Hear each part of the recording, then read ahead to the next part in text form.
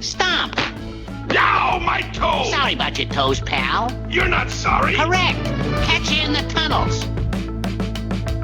This could all be an attempt to draw the common man, you know, us peasants, to draw us out and to flag us and to build a database of everybody who is against the system so that someday that database can be used against you. And if you question that, then you just think about the whole point and the very nature behind the security state itself.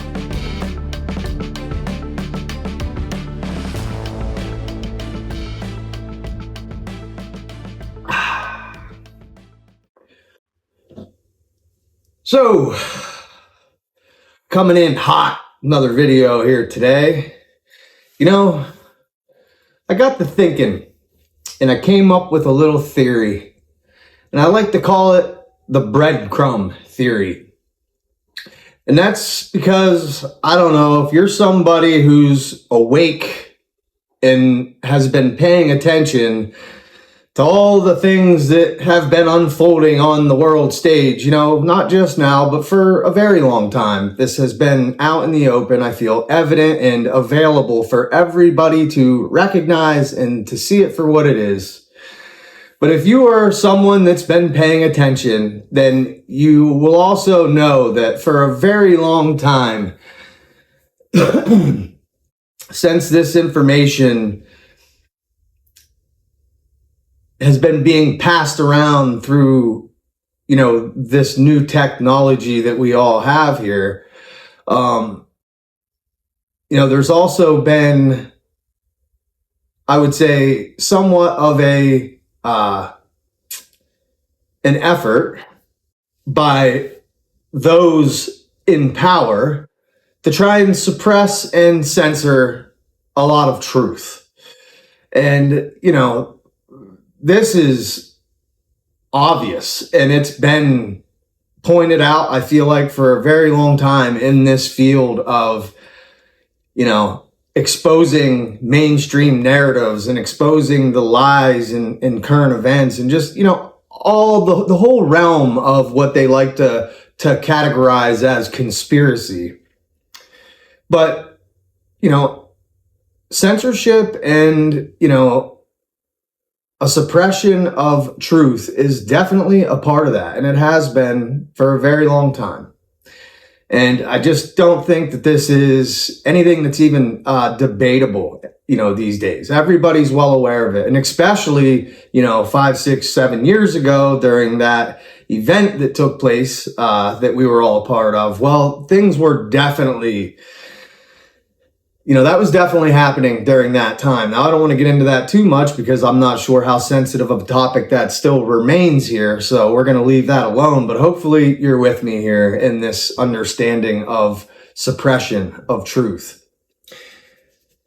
But with that, I think that there's something very interesting that's been happening. And, you know, I created a video a while ago talking about how it almost seems like these mainstream narratives around major events that are on the world stage, that the narratives are so sloppy these days, it makes you question, like, are they actually expecting us to believe this? Or, like, is there another motive behind it? Like, what is going on here with the absolute sloppiness of these mainstream narratives? I mean, because it seems like as we progress in time, they should be getting cleaner and cleaner and better at this job of covering their tracks and doing a better job of covering up the truth behind all of these things.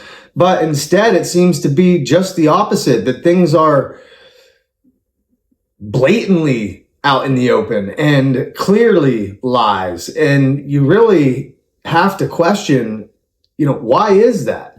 And I created a video about this very topic, and I think I titled it "An Insult to Your Intelligence" or something like that. I'll post a little, you know, clip of it here so you can see it in case you want to check it out. But in that video, I talked about that. But I got to thinking about it a little bit more here this morning as I was listening to new information that came out around the Charlie Kirk case. And that information was in regards to Tyler Robinson's confession.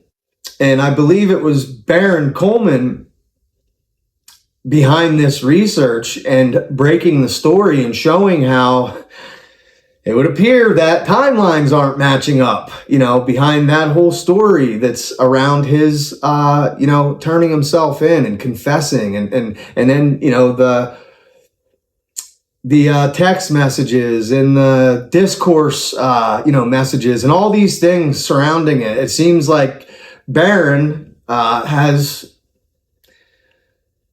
shown just how sloppy this is. And, it's just one of many, though. I mean, there are so many things in that one single case. I mean, just talking about that one case alone, there are so many red flags, as we like to call them, in this conspiracy community that point towards this being, whatever you want to consider it to be. I mean, I'm not going to get into that here, but the point is that it almost seems like as people dig into this, there's just all these breadcrumbs along the way, right? And so I began to question these breadcrumbs because I feel like in all of these mainstream major events where, the mainstream media is pushing out a narrative, what you will find are breadcrumbs. And it's almost like these breadcrumbs are being left behind intentionally. And I can only come to this conclusion because of, again, how sloppy this truly seems to be.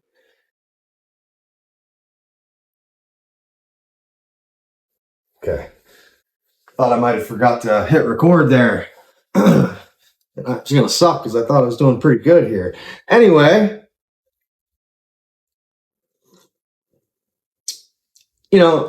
so my point in bringing all this up is because it appears as if there's definitely these breadcrumbs. Now, these breadcrumbs, there's a few things these could be, right? It could be where these agencies, these elite, power structures that are behind these narratives, because that's the fact. The fact of the matter is these are the cream of the crop, 3-letter agencies and high level investigations and detectives and, the cream of the crop that's behind these things. And yet you see these inconsistencies and this sloppiness that appears every time.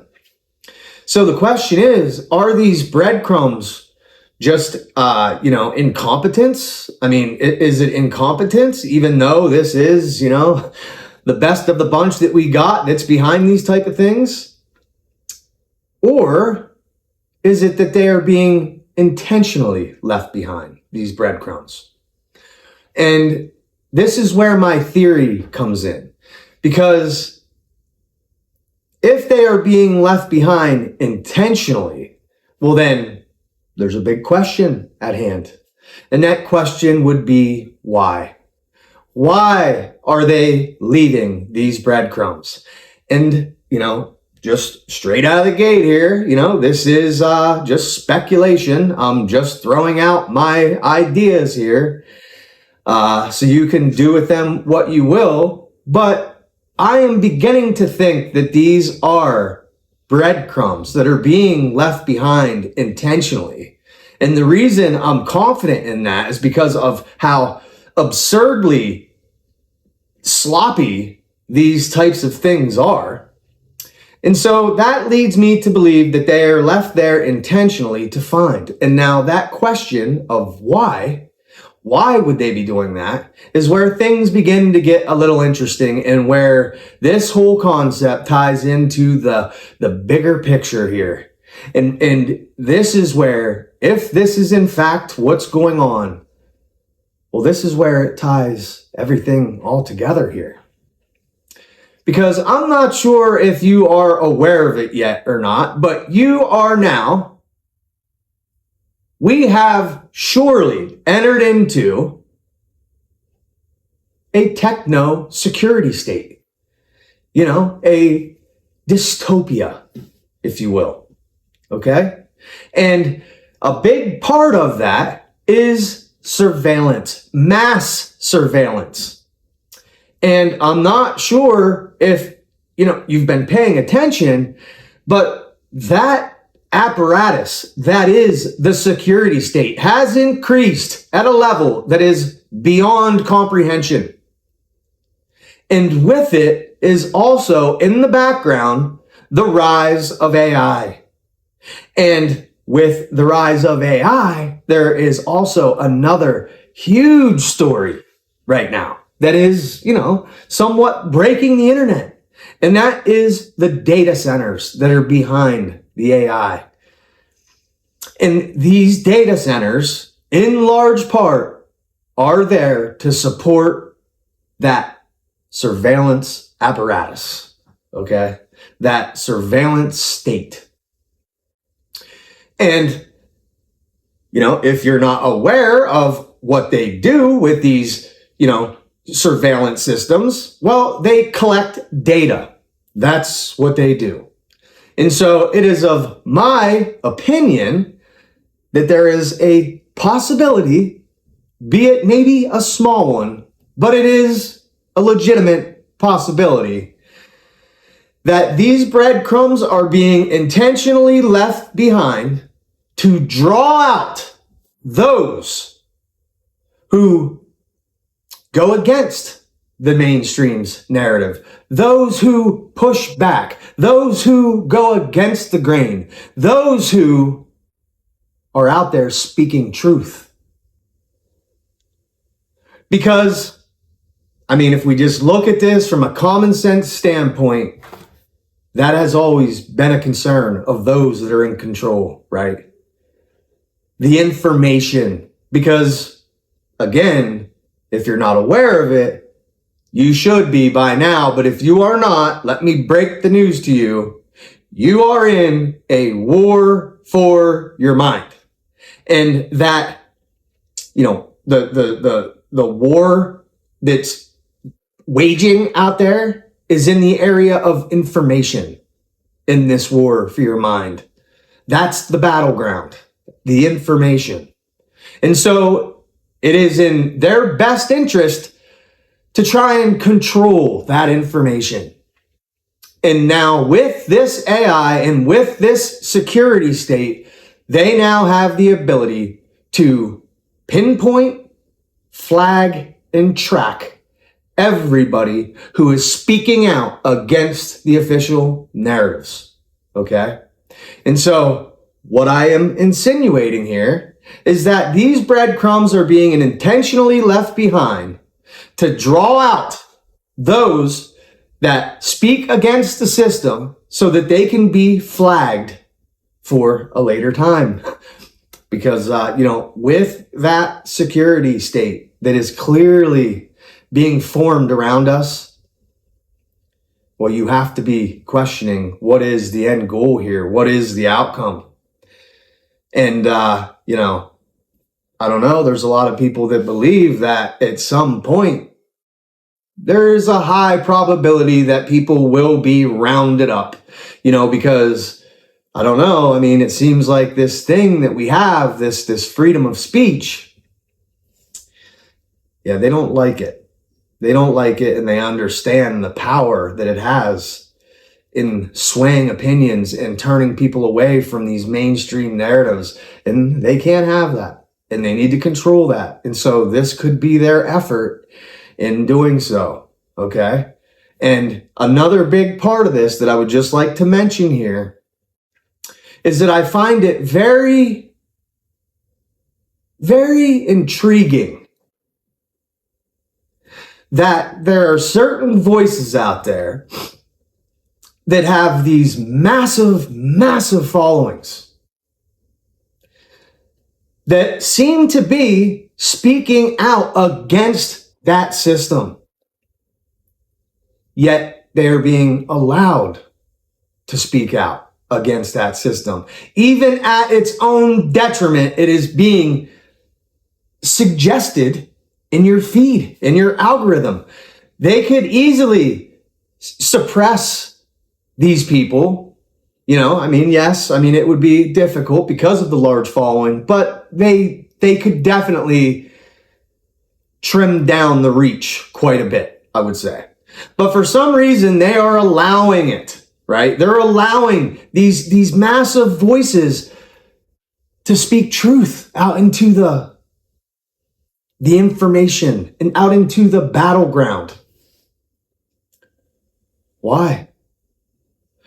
Because it almost seems like, and I am not, I am not blaming these people for this. I am not pinpointing them with this crime. I am simply pointing out that this could be a possibility of why we see these massive voices that have the ability to seemingly speak against the mainstream's narrative and to reach so many people doing so. And that is something, like I said in the beginning, that is definitely not how it used to be. And there has been many people in this space that have been talking recently about how it seems like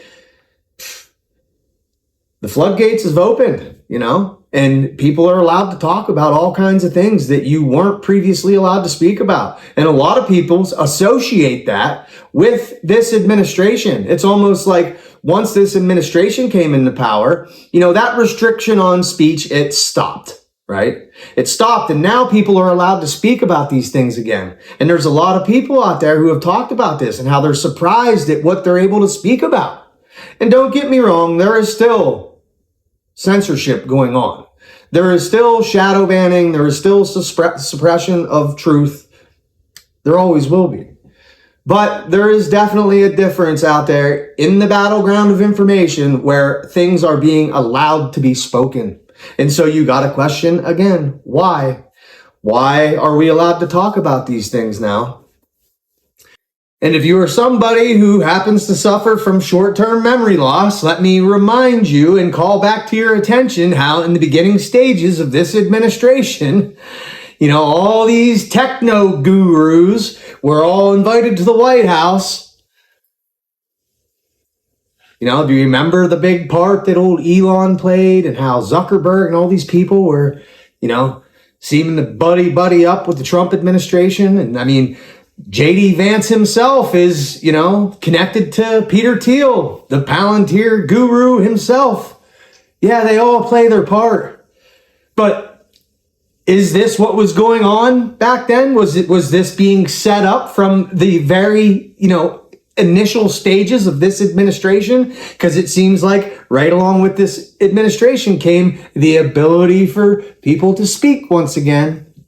Because just in the administration prior to it, there were definitely suppressions going on for sure, during the Biden administration. Then all of a sudden, like I said, floodgates open, everybody can talk openly. Yeah, what were they scheming, when they were all visiting the White House? All of them that seem to be against Trump are now all buddies with Trump. And then you have Elon in there, doing whatever he did during the whole Doge period where he was rooting through all the information and had access to all this data, These people are all connected. They all have the same end goal, and it is the security state that is forming all around us. It's happening. And these are the ones paving the way. Okay? That's what's up.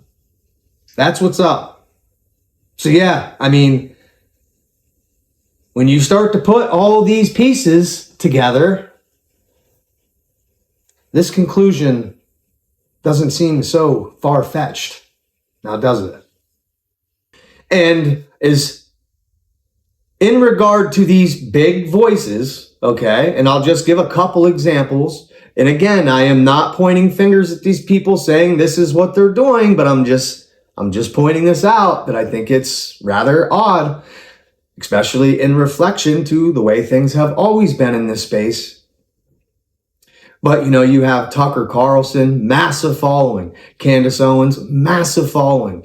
People like this that seem to be speaking about things that previously couldn't talk about it, right? These were conspiracy theories and they got shut right down. And you might even get a little thing that pops up that says, this is untrue, truth checker or whatever, the hell that thing was back then. I don't know if they still do it or not. I've been paying attention. But anyway, you get the point, right?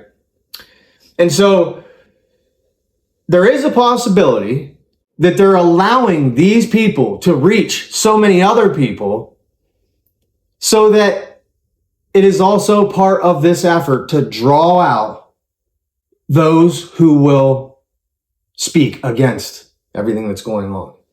Because that's what it does. It inspires other people to do the same. It inspires other people to use their voice to talk against these things. It inspires people, and they know that it inspires people. And that is definitely not something that they want happening or that they would want. So why are they allowing it? We have to be asking these questions of why. And then we better have our critical thinking caps on today, okay?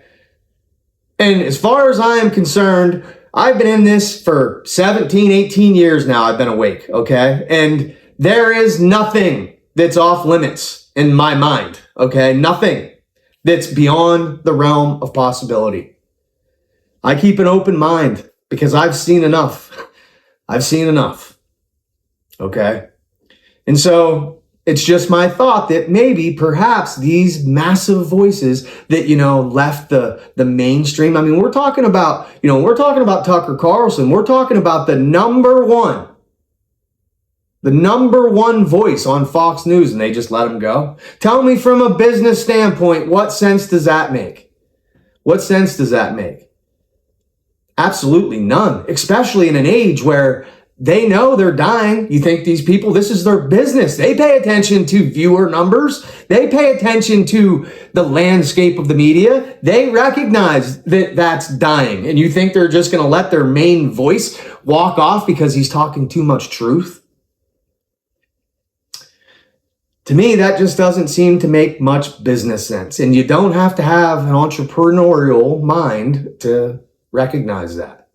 And again, I'm not saying that Tucker is guilty of this. I'm just simply saying, because I'll be the first one to admit, just about everything that Tucker is saying right now, I agree with it 100%. And I even use a lot of what he's saying as clips in my own video to support my own opinions and views about these same very topics. So I am not saying this is what he's doing. I'm just simply saying we better keep an open mind. Same with, Candace, same with Megyn Kelly, same with Chris Cuomo. These are all people who were the main voices on those mainstream platforms, and they just happened to let them go. And now they're independent, right? They're independent. And now they have more of an impact than they were having previously on those massive platforms. So you have to be asking these questions. And if you are not, then I'm sorry, but you are naive and gullible. And there is no place for that in this time and in this space, okay? None. You better wear that tinfoil hat, and you better wear it proudly, because we are being vindicated by the daily here, okay? And so, again, that's my thought. I don't want this to be too long, but hopefully you get what I'm throwing down here, okay? This could all be an attempt to draw the common man, us peasants, to draw us out and to flag us and to build a database of everybody who is against the system so that someday that database can be used against you. And if you question that, then you just think about the whole point and the very nature behind the security state itself. And so I think many people have deep concerns about AI's effect on freedom. And you said yourself, the purpose of AI is in part surveillance. Yeah. What is the point? Oh, right. So what is that? What does that look like? I asked, what jobs does it create? Couldn't get an answer. Now I'm going to ask you a more specific question. Well, what surveillance? You can't get an answer from me because nobody knows what jobs it's going to create yet. But I would say that. Well, of course, but I've always seen every technology that has been loathed as it's come in always creates new jobs. And I assume the same for this tool. It's just a tool. So, the surveillance is a great point. We have laws regarding surveillance, and we have laws that restrict the government, and they're built into the Constitution. And we have free speech. all of these things remain the same. They don't change with AI. Well, they did until last week when the president led the charge to change the law and allow warrantless spying on Americans. Yeah. In okay. Well, wait a second. In direct violation of the U.S. Constitution. So obviously the Constitution doesn't matter to the people in charge. No, it does. Every administration is kept in check by the Supreme Court, including this one. And so that's why the founding fathers created this structure. And I think it works, and I trust it for one, and I'm willing to, have my kids who are Americans grow up here, and I want to protect them. Okay, so what kind of surveillance? I mean, it seems like AI will make it possible to know what every American is doing at all times. Correct me if I'm wrong. I would say that's not AI that's going to do that. I would say now with the amount of high resolution video and surveillance that is built into every street corner, that's how they solve a lot of crimes. Now, if you don't like that... Do they solve a lot of crimes? They do. They do. Has the closure rate for murders in our big cities, like what percentage of murders are in New York City or Chicago or Detroit are solved? I don't track the pretty murder low, rate. actually. Yeah. It's lower in this country than the point is surveillance is a great issue, but the enhancement of surveillance with AI tools is how you now walk through the Dubai airport. And you also walk through some airports here in the U.S. Facial recognition technology has finally got to the resolution using AI's tools. It's going to run through your data center. There'll be pictures of all of us in your data center. Every data center. But, right. So you don't. So, but how does that make it freer? You don't have to opt into that program. By the way, I do it for convenience. I'm not hiding anything. Well, it's on street corners, as you said. So it's anytime you're in public, your face is being surveilled by the U.S. government. It is, but I'm not doing nefarious things. I'm not a criminal, and I'm not stealing any money from anybody. So the definition of nefarious changes, as you know. I mean, hundreds of thousands of American citizens were sent to concentration camps by Franklin Roosevelt because they were Japanese. Correct. So in 1940, it was not a crime to be Japanese. In 1941, it was. So the definition does change, as you know. It's true. So yeah, again, in my mind, definitely not outside of the realm of possibility. And, as an example, myself, i.e., I would be on that list, okay? And so would be anybody else who is speaking these type of truths out into that battleground. And our favorite corporation, our favorite company out there, Palantir, is collecting this data and storing it, and it is a big part of the military-industrial complex, which, if you haven't noticed yet, is not only for, international work, but it is also for domestic work. And through the Smith-Mundt Act, we've all, been propagandized right here on our own soil. And so they have the legal means to do all this, and we are just, I guess the cuckoo bird in the cage over here just squawking, but just figured I'd throw it out there.